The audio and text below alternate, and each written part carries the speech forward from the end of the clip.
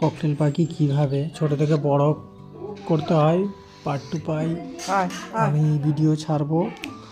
আর কীভাবে খোলা আকাশে হ্যান্ড টেম করে ককটেল পাখি দেখাবো। প্রত্যেক দিন আমি ভিডিও আপলোড করব। প্রত্যেক দিনের ভিডিও দেখার জন্য আমার চ্যানেলটা সাবস্ক্রাইব করে দেন আর কমেন্ট করে জানাবেন কারোর কোনো রকম প্রশ্ন থাকলে, আর লাইক দেবেন যদি ভিডিও ভালো লেগে থাকে।